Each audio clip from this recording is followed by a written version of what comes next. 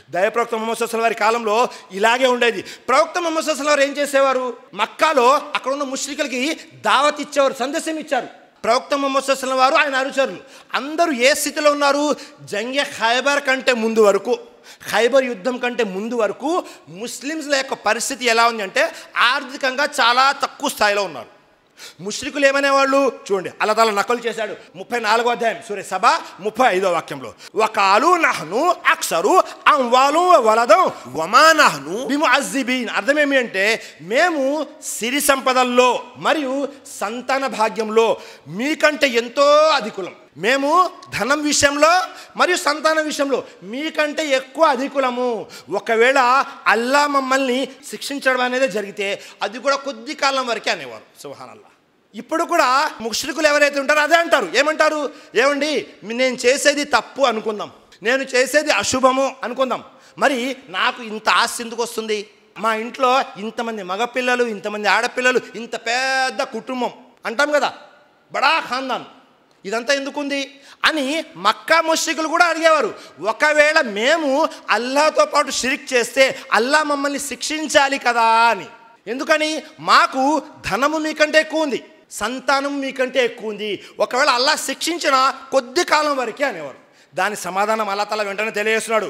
అదే 34వ అధ్యాయం సూర సబా 37వ వాక్యంలో, వమా అమ్వాలుకుం వలా ఔలాదుకుం బిల్లతి తుకర్రిబుకుం ఇందనా జుల్ఫా ఇల్లా మన్ ఆమనా వ అమిల సాలిహా. అర్థం ఏమిటి? మీ సిరి సంపదలు కానీ మీ సంతానం కానీ మా సన్నిధిలో అంటే అల్లాహ్ సన్నిధిలో మిమ్మల్ని ఏ మాత్రము దగ్గరకు చేరనివ్వవు. సుబ్హానల్లాహ్. మన దగ్గర ఎంత సిరి సంపదలు ఉన్నా, ఎంత సంతానం ఉన్నా అల్లాహకు దగ్గర చేర్చేవి ఇవి కాదు. ఏం చేరుస్తాయి అంటే మన్ ఆమనా వ అమిల సాలిహా, అంటే మన యొక్క విశ్వాసము, మన యొక్క ఆచరణ. ఇది మక్కా ముష్రికులకు తెలియజేశాడు అల్లాహ్ తాలా. ఇప్పుడు కూడా మనము ఈ కండిషన్ని అప్లై చేసుకోవచ్చు. అల్లాహ్ దగ్గర మనం గొప్పవారం కావాలి అంటే ఈమాన్ ఉండాలి, ఆచరణ ఉండాలి. విశ్వాసము ఆచరణ ఈ రెండు ఉంటేనే మనం అల్లాహ్ దగ్గర అవుతాం. ఆ రెండు లేకుండా, లేదండి నాకు సమాజంలో బాగా ధనం ఉంది, అల్లాహ్కి దగ్గరగా చేరలేము, మనకు బాగా సంతానం ఉంది, దాని ద్వారా కూడా మనం అల్లాహ్ దగ్గరికి వెళ్ళలేము సోదరులారా. కాబట్టి మనం ఏం చేయాలి అంటే ఎక్కువ ఉండడం కాదు, బరకత్ ఉండాలి అని అల్లాహ్తో దువా చేయాలి. అలాగే దైవప్రవక్త ముహమ్మద్ సల్లల్లాహు అలైహి వారు కూడా తెలియజేశారు, ఒకవేళ అల్లాహ్ మనకు ఏదైనా ప్రసాదించాడు, మన స్థాయిలో ఎక్కువగానే కాదు, అందరూ కోటీశ్వరులు అవ్వాలని కాదు, మనకు ఏదైతే ఇచ్చాడో ఇచ్చిన తర్వాత ఉన్న దాంట్లో మనం అల్లాహకు కృతజ్ఞత చూపామనుకోండి, అల్లాహ్ మరింతగా ప్రసాదిస్తాడు. సృష్టికర్త అల్లాహ్ తాలా తెలియజేస్తున్నాడు 14వ అధ్యాయం సూర ఇబ్రాహీం 7వ వాక్యంలో, లయిన్ షకర్తుం లాజిదన్నకుం వలయిన్ కఫర్తుం ఇన్న అజాబీ లషదీద్. ఒకవేళ మీరు గనక అల్లాహకు శుక్రియా అదా చేస్తే, కృతజ్ఞత చూపితే అల్లాహ్ ఇంకా ఎక్కువ ప్రసాదిస్తాడు.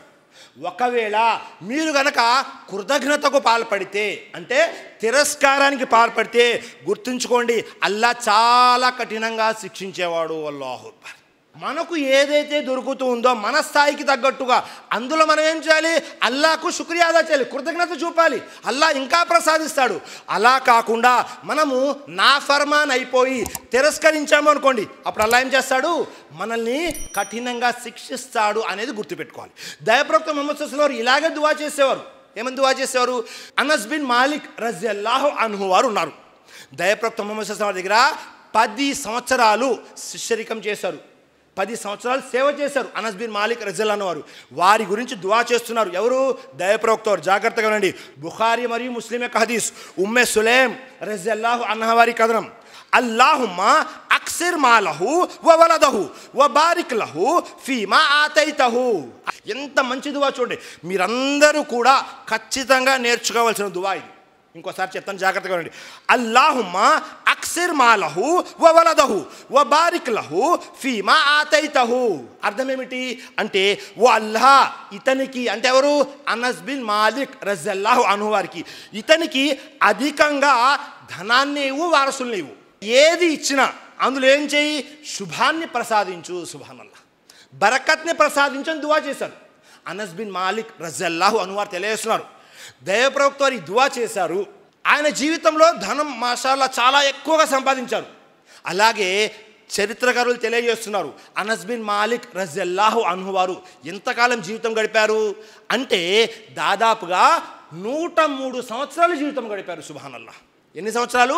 103 సంవత్సరాలు జీవితం గడిపారు. అనస్ బిన్ మాలిక్ తెలియజేస్తున్నారు, నేను నా ఈ 2 చేతులతో నా వారసుల్ని అంటే నా యొక్క కుమారుల్ని కానీ నా యొక్క కుమార్తెల్ని కానీ లేకపోతే వాళ్ళ కుమారులు వాళ్ళ కుమార్తెల్ని కానీ దాదాపుగా 120 మందిని ఆయన సంతానాన్ని ఆయన కబ్రస్థానికి తీసుకువెళ్ళారు, శ్మశానానికి తీసుకువెళ్ళి పాతిపెట్టారు. సుబ్హానల్లాహ్. ఎంత అధికంగా అల్లాహ్ ప్రసాదించాడు చూడండి. అందులో బరకత్తో పాటు కసీరు ఉంది మరియు బర్కత్ 2 ఉన్నాయి. కాబట్టి మనము ఈ దువా కూడా అత్యధికంగా చేసుకుంటాలి. అలాగే దైవప్రవక్త ముహమ్మద్ సల్లల్లాహు అలైహి వసల్లం యొక్క హదీసులు ఏవైతే ఉన్నాయో దాదాపుగా 2000కు పైగా హదీసుల్ని కూడా అనస్ బిన్ మాలిక్ రజియల్లాహు అన్హు తెలియజేశారు. అన్ని విషయాల్లో హదీసులు ఎక్కువగా తెలియజేశారు, ధనము ఎక్కువగా దొరికింది, అలాగే సంతానం కూడా ఎక్కువ దొరికింది. ఆ ఎక్కువలో మళ్ళీ బర్కత్ కూడా ఉంది, శుభం కూడా ఉంది. సుబ్హానల్లాహ్. కాబట్టి మనం అల్లాహ్తో ఎప్పుడు దువా చేసుకోవాలి. ఏమిటది? అల్లాహ్ మాకు బరకత్ని ప్రసాదించు. కసీర్ కొద్దిగా తగ్గినా పర్వాలేదు, అల్హమ్దులిల్లాహ్ ఎక్కువతో పాటు బరకత్ వచ్చింది, దానికంటే మహాభాగ్యం ఇంకేమీ లేదు. కాబట్టి మనము ఏదైతే ఈ నెలలో ఉంటున్నామో ఈ నెల కేవలము ఈ నెలలో ఇలా చేయకూడదు, ఈ నెలలో ఇలా చేయకూడదు, ముహూర్తాలు చూసి ఇంట్లో నుంచి బయలుదేరడము, లేకపోతే ఎవరైనా తుమ్మితే ఆగిపోవడము, లేదా ఎర్రబట్టలు వేసుకున్న వాళ్ళు రాకూడదు, విధవులు ఎదురుగా రాకూడదు, ఇవన్నీ కూడా దేనికి సంబంధించినవి? జ్ఞానం లేని కారణంగా ఉన్నటువంటి అంధవిశ్వాసాలు, మూఢ విశ్వాసాలు. దీనికి ఇస్లాంకి ఎలాంటి సంబంధం లేదు.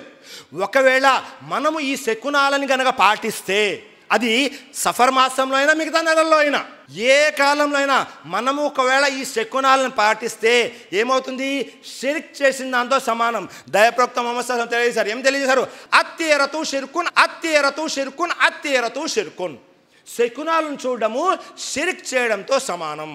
కాబట్టి సృష్టికర్తని అల్లాహ్తో దువా చేయండి, అల్లాహ్ మాకు బరకత్ని ప్రసాదించు మా జీవితాలలో, మనకున్నటువంటి జ్ఞానంలో, మనకున్నటువంటి సంతానంలో, మనకున్నటువంటి ధనంలో ఏదేదైతే ఖైర్ మన దగ్గరికి వస్తుందో ఆ అన్ని ఖైర్లో కూడా అల్లాహ్ బరకత్ని ప్రసాదించు అని దువా చేసుకోండి.